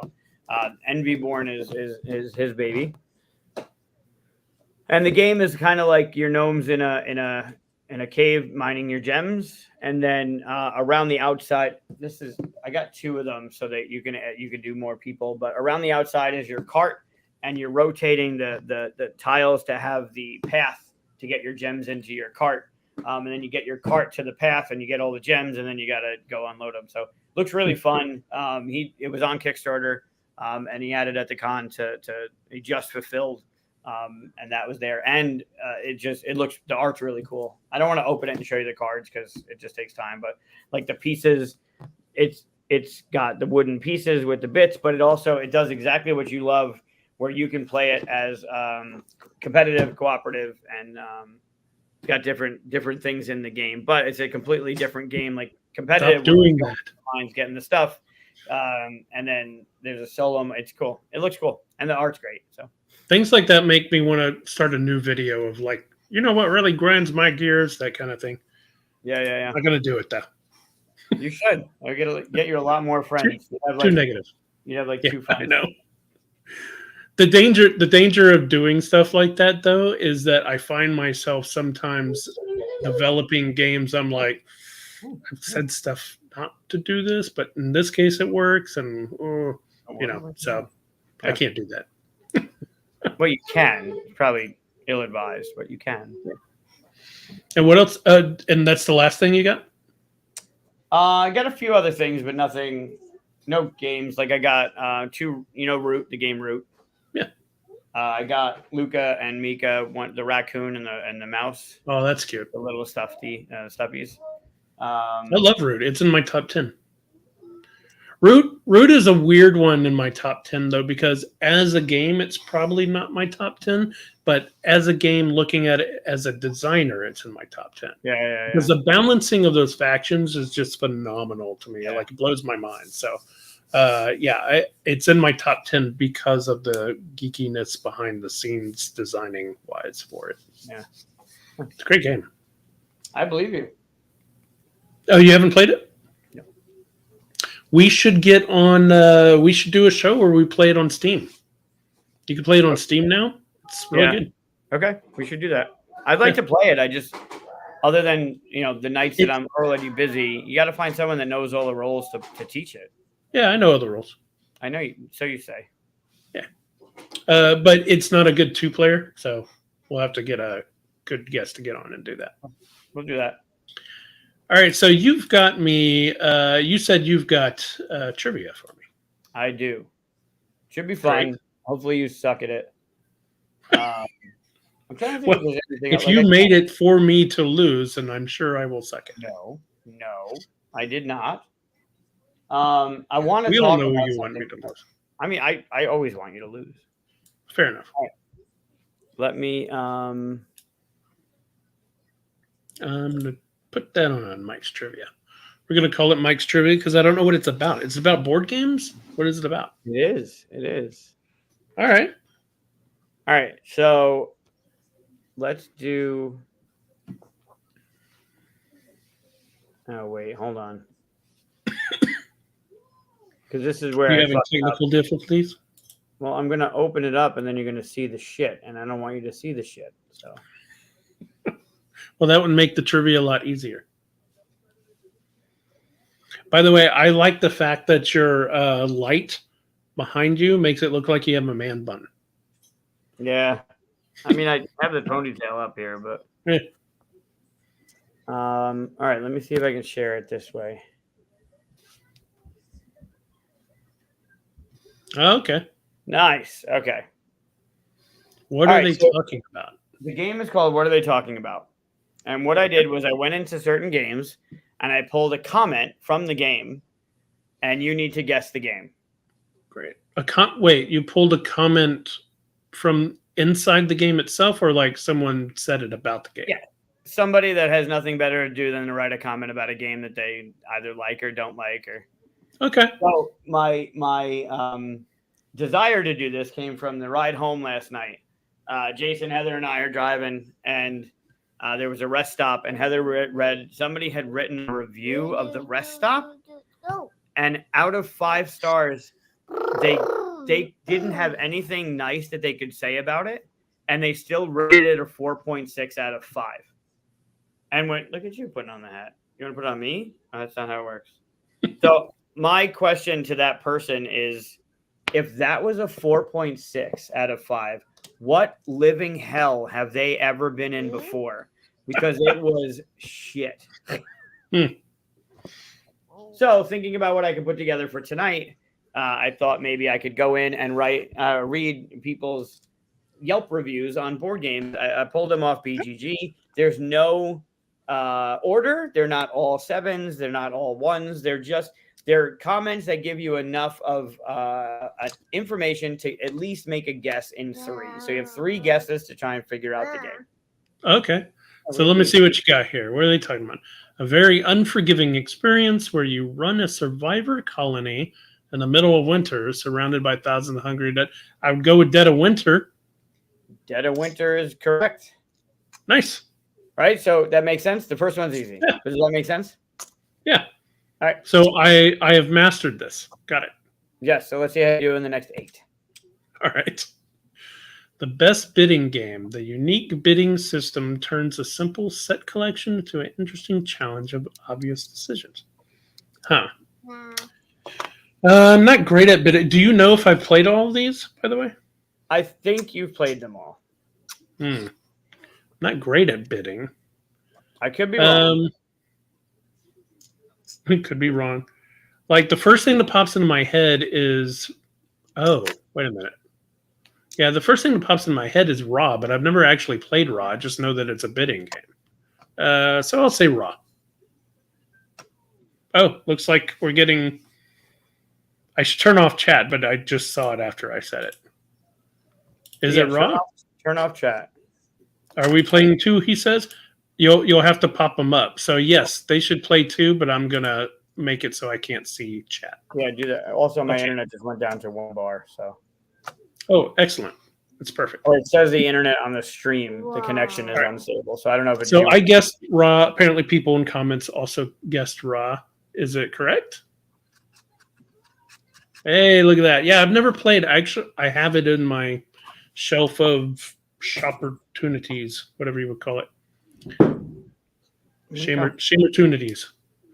And I have the old version too, which makes it less likely that I'm going to learn. Because once someone comes out with a nicer version of something, I'm like, no, I really don't want to learn.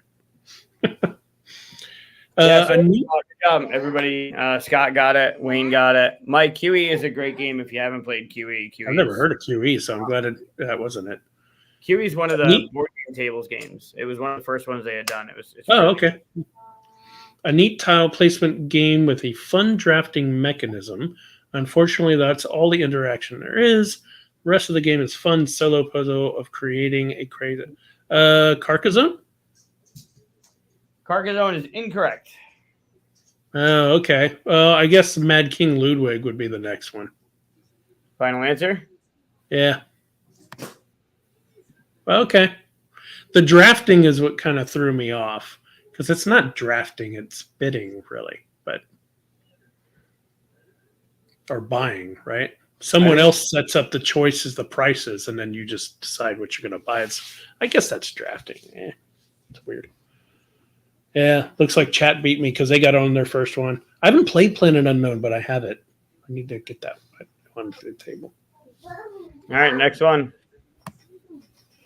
What are they this is a fun card-based dungeon building game. You create a dungeon, and on the basis of treasure, your dungeon includes treasure, spiritual relics. Different types of heroes come in. Makes me think of treasure hunter, or that's not my guess though. Could be dungeon lords. No, they don't use cards there, do they? Fun. It's card-based dungeon building. Clank? No, because you don't build a dungeon in Clank. Huh. I'm a little stumped on this one. Good. What's the first one I just said? What did I say before Dungeon Lords? You weren't listening to me. Nope. The kind of treasure your dungeon includes treasure, spiritual relics, martial challenges, and magical tomes. Different types of heroes come in. Huh. Those are your two clues, right? It's card-based dungeon building where different types of heroes come in. Yeah, I don't know. I'm going to go Munchkin. Not Munchkin. Yeah. Clank. Not Clank. You're not building a dungeon. Yeah, no. Dungeon Lords. Not Dungeon Lords. I've never played Boss Monster. Mike got it. I don't feel bad about this one. I've never played it, and I didn't even really know how it plays. So, all right, fine.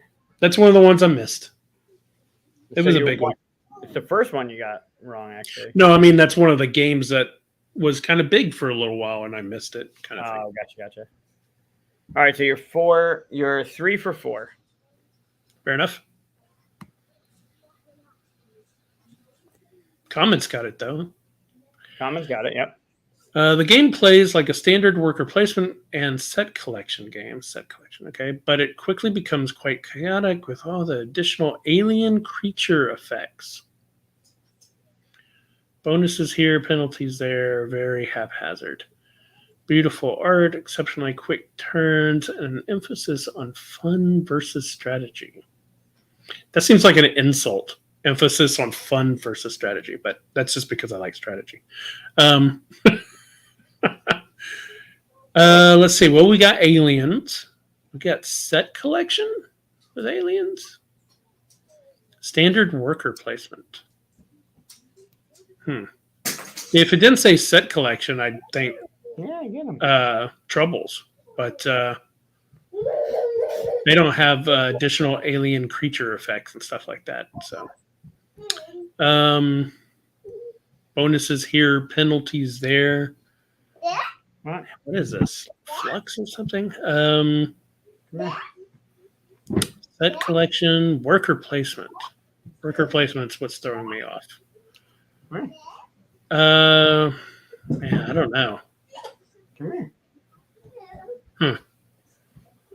And I started out so strong in this trivia game. You did. It's starting to go downhill. Almost like I wanted it to go that way. Interesting. Hey, what's the answer, Luca? Yeah, what's the Um, answer? Hi. let's see. All right, just give me a second here. Got the pressure on me here. Worker placement. Got to think about all the worker placement games I know. And now it's aliens? That's what's... Huh. Alien creatures. Man, I don't know. I really don't know. I'll say Troubles. Is it seriously? They don't know what the hell they're talking about. The set collection got me because it's not set collection, but I can see what they mean. They just don't know to call it resource management, but you're getting a set of 4 space carrots. You're getting a set of 2 traps, whatever it is. I get it. What about the bonuses here and penalties? There's no penalties in the game. The bounty hunters, right? When you go to a different planet, you gotta pay it in order to. You mean the pirate? Yeah. Sure, but The those one little tiny thing that whatever. Right. I like how you picked up on the. Thank you for playing. Insult. Yeah, the fun versus strategy. Yeah. Well, now I really feel insulted. Yep, I know. All right, next one. The rules are dead simple, and when taken at a see, that seems like an insult right off the bat. Dead simple. When taken at face value, the game can err on the side of too easy. But with a group of players willing to be a little creative with their clues instead of going for the low-hanging fruit, this incredibly entertaining group activity can set it up and play in under 20 minutes. Well, it's got to be something small, quick. So probably something like just one, or let's see. I said it earlier. With the cards and you do the thing. That one game with the cards and you do the thing. Code names. I'll say code names. Code names? Yep. Not code names. All right. How about just one? It's not just one. Willing to be a little creative with their clues instead of going for the low-hanging fruit. Huh. Has the chat gotten it yet? They have not. Ooh. Just one with you. Yeah. Mike said code names, even when I said it wasn't code names. So apparently he's watching. Well, they have a delay. Plus it's Mike. Entertaining group activity. Man, this is dripping with all kinds of passive aggressiveness. Yep. Sure is. Play in under 20 minutes. We can also play it multiple times in a row. I'll give you a hint. We played it on the show. Well, that doesn't help. I don't remember what we do on this show. I know. I never listened to you, so.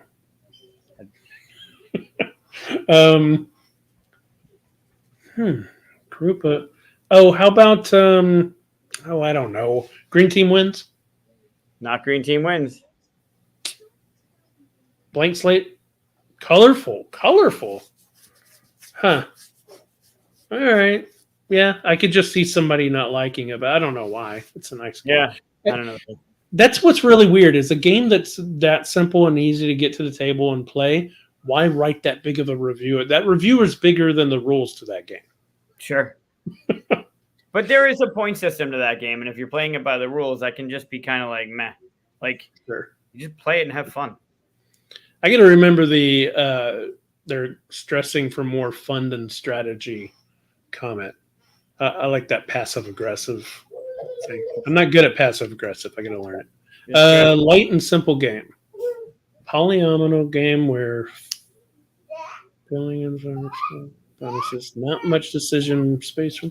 Beer and pretzel game. That's another one. That's a little. I see what people mean. Like whenever you say it's a filler game, some people use that like this as a. I don't. Filler game should be a filler game. There's nothing wrong with that. But yeah, I get it though. All right, simple. This doesn't tell me much other than polyomino. So, man, I don't know. How about King Domino?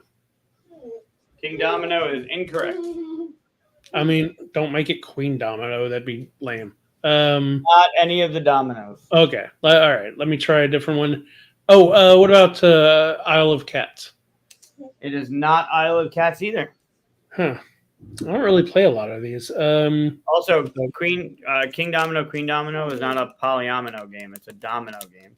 Oh, you're right. It is Domino. So Oh, I won't count that against you for your answer. It is not Isle of Cats. Continue. Well, I don't know if I have a third answer anyways. I was going to help you out. Better. Polyomino. I don't play a lot of these. How about Hall of the Mountain King? Not Hall of the Mountain King. Okay. Good guess, though. Someone in the chat has it. Oh, yeah? Oh, Yeah, my guess is it's one that I probably only played once or haven't played.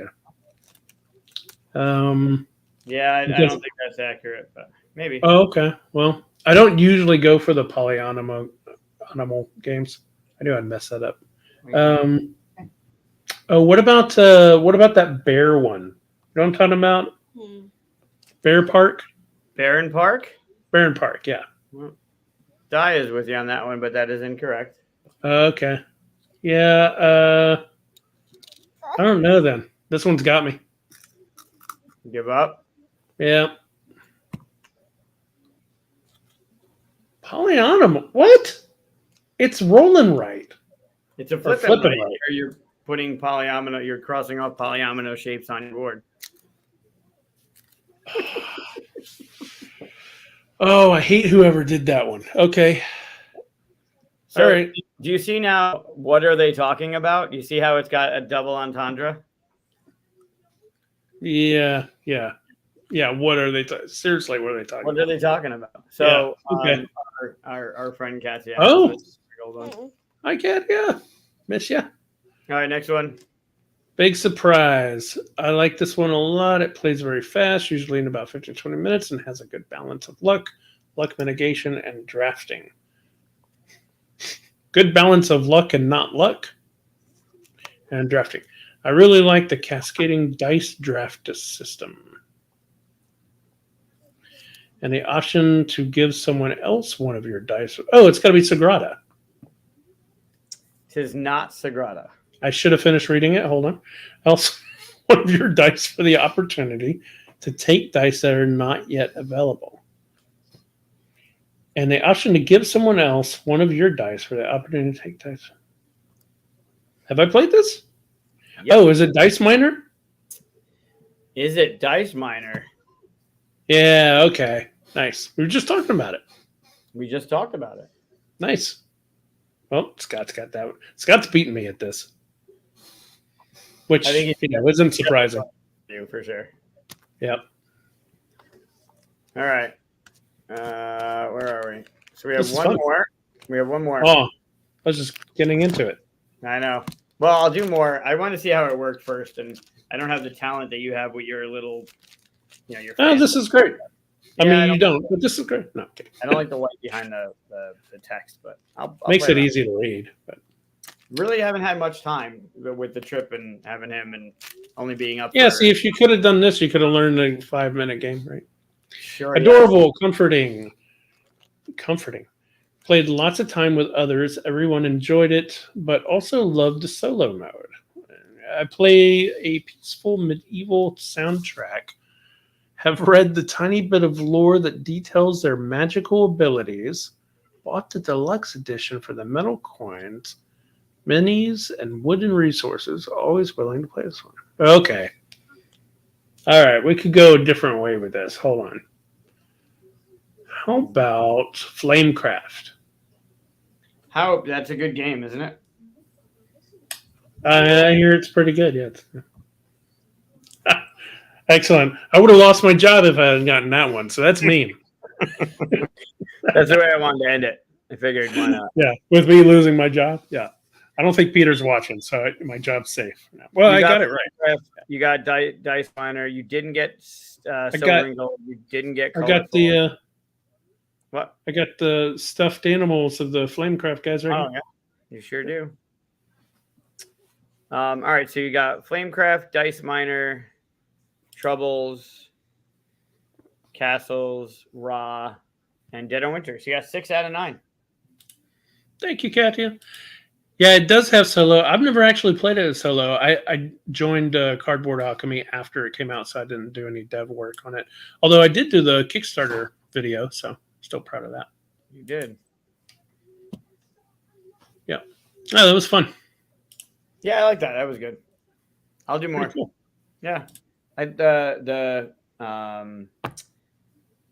The level of comments, right, when I do the 1, 1, 7, 10, whatever, like I like that. And then this is just a different way I kind of do using the comments to see if you knew what the hell you were talking about. See if I know what I'm talking about. That's funny. I was going to bring this up real quick. Hey, look at that, Scott. Your favorite website. I was on BGG today, mostly looking for Origin stuff, and I saw the hotness up here. I was like, okay, Witcher Old World. I mentioned I just got that. I know what Heat is. I don't know what these 3 are, which is the good thing about coming here. But I saw Mr. President, the American Presidency is number 1, and it's only a solo game. And I know this is probably just, this is probably going to change tomorrow, right? It might not. I don't really know what it is. Yeah. And I saw people talking about the cover, like it looks like it says foreign the American presidency because they're doing that word salad thing or whatever it's called, the word groupings where they put a whole bunch of words together. But I thought that was funny. So I was just like, okay, what is happening here? And I want to show, like, I don't know anything about this game, so don't take any of this as like a, what do you call it, review or something like that. But this is a solo game. It's solo only is what I could tell. Just one player. I'm trying to find, okay, where is it? I'm trying to find one. Here we go. Okay, that's close. Yeah, there we go. That's what the entire board looks like. Look at all the stuff that is going on here. Wow. Like, this is a solo game. Could you imagine the time it takes to set all this up for a one-player game? I'm not surprised because look at the publisher. I actually didn't. Oh, yeah. I did look at that. Publisher GMT Games. Okay, but for a solo game, I mean, that's crazy. That's insane. Sure. I mean, if you enjoy it, then awesome. I don't understand solo gaming, but I'm happy that people who enjoy it have something to enjoy. I'm not trying to yuck on someone's jump. Yeah, look at this. That's insane. One. Yeah.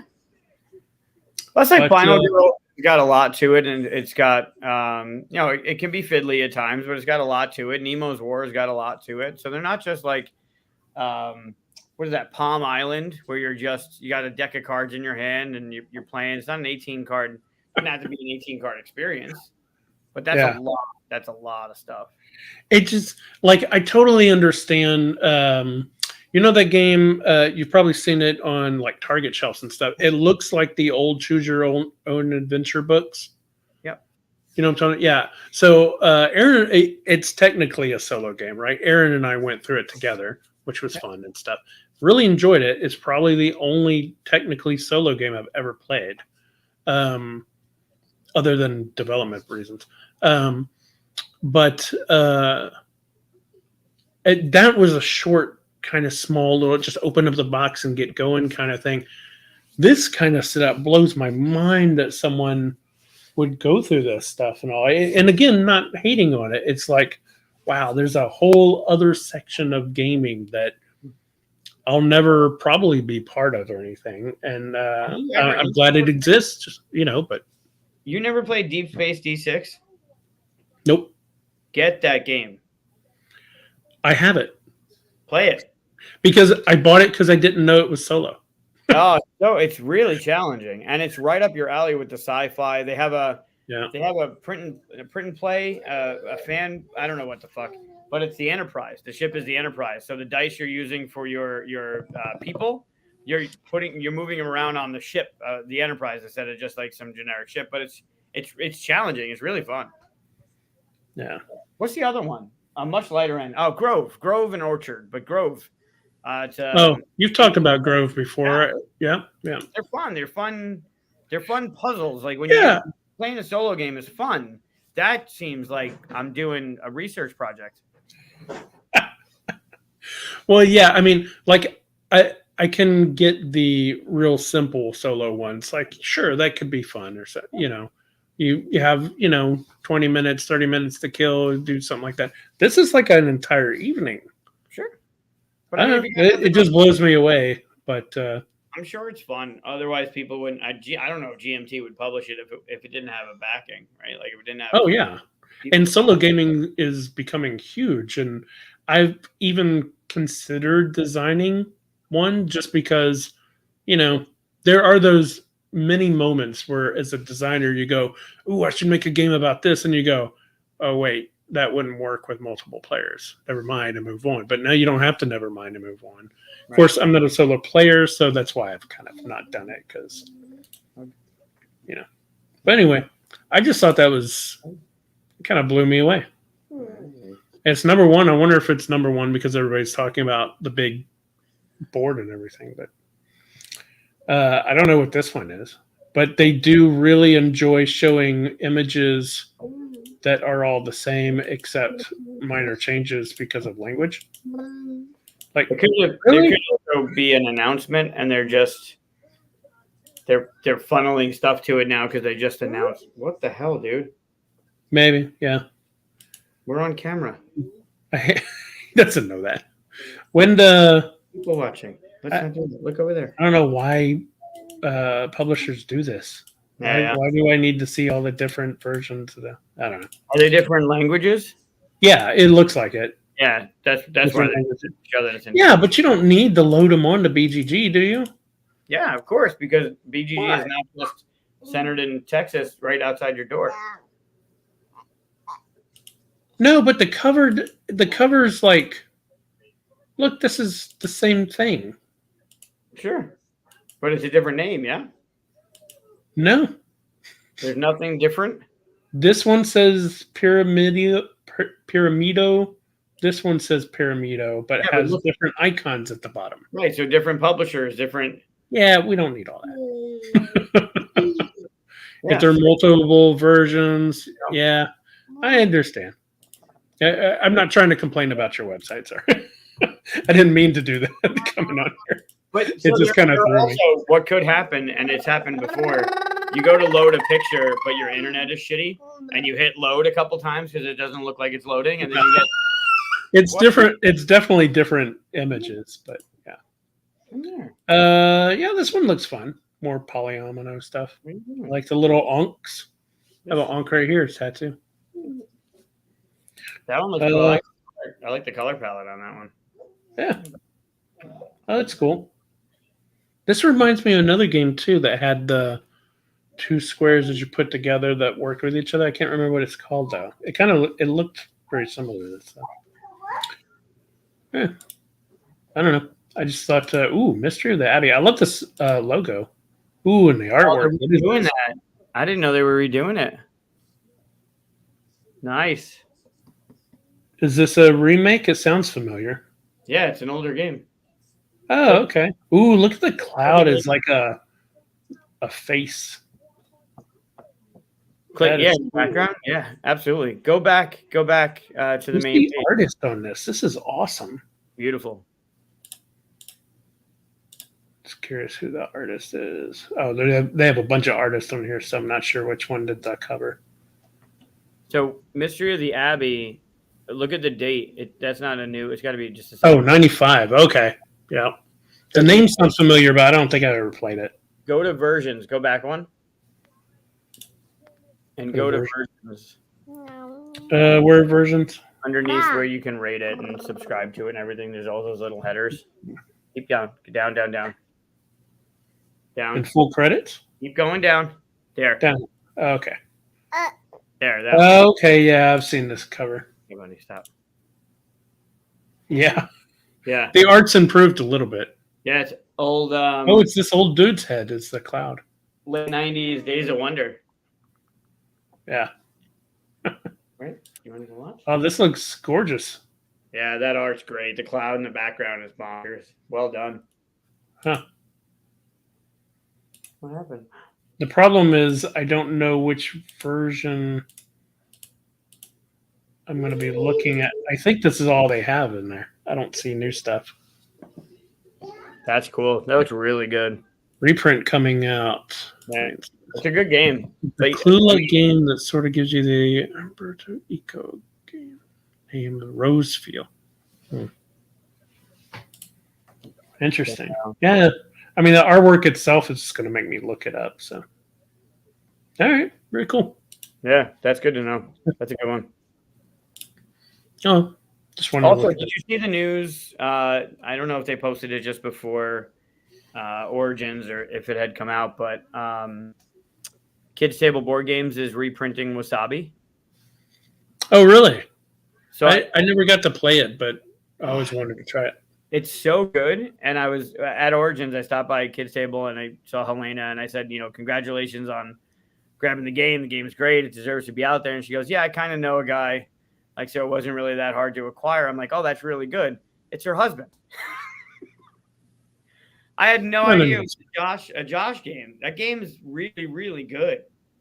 So that style, the art style that they do, like what they're like power plants and creature comforts, like that kind of art, that poppy color, that's going to look really good in that game. Cool. Yeah. When's it coming out? I think it's going to Kickstarter, one of the crowdfunders soon. I just don't know when, but yeah, I'm excited about that one. That was a good announcement. What are you doing, bud? You hungry? I think he's hungry. I'm kind of hungry too. Yeah, I guess. All right. Do we know what we're doing next episode? We don't know what we're doing next episode. That's why I said at the beginning of this we need a producer. Producer could tell us what we're doing next. A producer could tell us what we were doing. Hold on, buddy. You can't move me off the chair. It's not how this works. Are you looking up what we're doing next episode? Why is it's so slow? My God. But yeah, at the beginning of this, I was mentioning if you missed the announcements that we are kind of looking for a producer. So someone to join the team a little bit and have some fun with us. So. And help out with the other ones as well. Huh? I'll confirm with him, but he already confirmed with me. But Michael Petrie will be on next week. Cool. For those that don't know, Michael was at QSCon. He's been a couple times. He's right out in Pennsylvania. He's the designer of On the Rocks, which I think is now officially sold out and going to. Hopefully, we'll find out. Maybe it's going to another printing.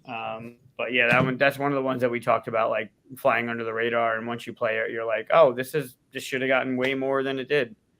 I think I remember. I think I actually met him whenever it first came out at BGGCon. Whenever I was at a booth, I think he was in a booth next to me. I'm not 100% sure though. I love him. He's great. He came. He talked to the kids from the design course. Yeah, Michael's awesome. So cool. Yeah.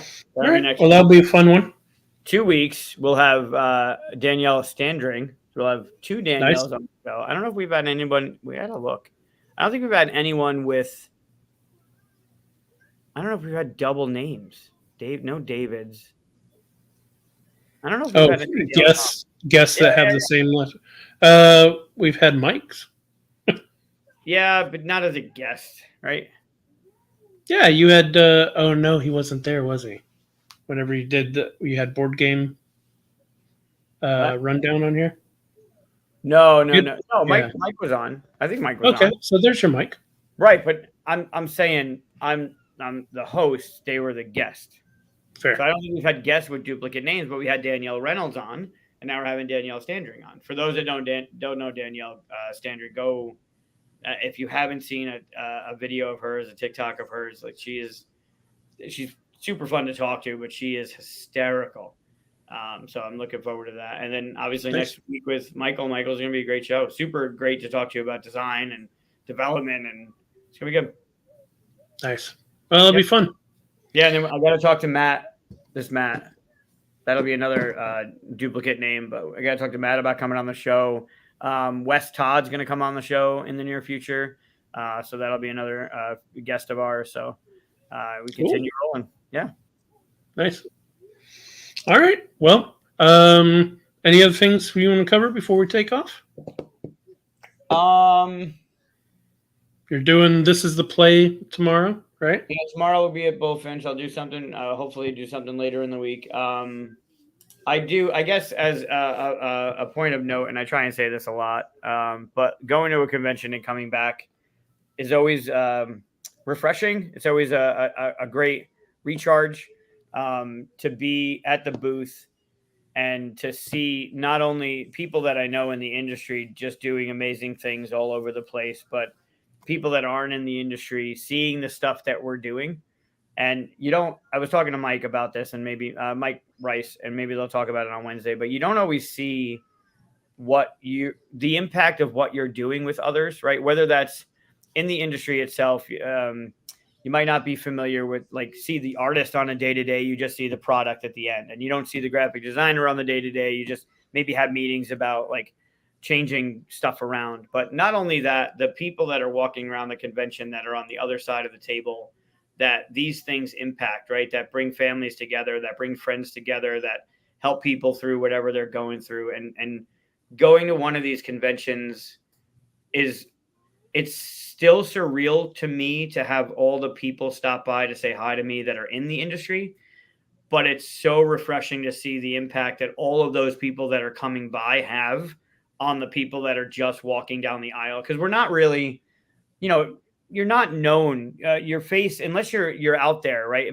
Most of the people that are playing your games or seeing your Kickstarter videos or, whatever, listening to your podcast, they don't necessarily know that they're being, that they're around you, right? That they're standing in the table talking about a game, and right next to them might be the designer, or right next to them might be another designer of a game that they love. And in that conversation of, oh, well, me and my wife really, or me and my family really, and they mention a game, and next to them is the designer of the game that they walking across that bridge, and this older couple talking about how they loved and played Asking for Troubles, and me being the person that came out.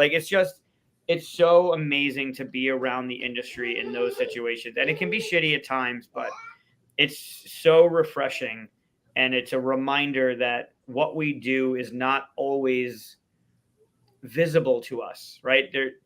You do the thing and you grind through it and you develop the game and you go to a convention and you hope that it makes an impact. And even if it doesn't at that time, the stuff that we're doing is still making an impact, and you don't see it often. And it's just a nice reminder. So if this is in the future and people that are listening now and they need to hear that, just know that what you do matters. Well said. Thanks. I try. Actually listen to that one. I saw you actively listening, nodding your head and stuff. I'm impressed. Yeah, it's crazy. Well, I mean, normally I nod my head, but that's just, automatic thing to make you think I'm listening. But this time, yeah. Great. Good. I'm glad I can. All right. Well, thanks everybody for watching and listening, whether you were told to or not. We'll see you next episode. We've got Scryfy on the Strange New Worlds episode 3 coming out later this week. We got This Is the Play coming out tomorrow. Hi, Luca. Where's Chris? And yep, that's me. Dada. I mean, I'm Dada. Yeah, that one. Yeah, no, he shifted. Yeah, good, yeah. Well, if he points over here, it looks like he's pointing at you, but where's Dada? Dada. Where's Dada? Where's Chris? Say bye-bye. Say bye-bye. Bye-bye. Say it. Say bye-bye. Say bye-bye. Bye. He waves harder, like he wants to say it even harder. Say bye. Say bye. Bye, everybody. Bye, guys.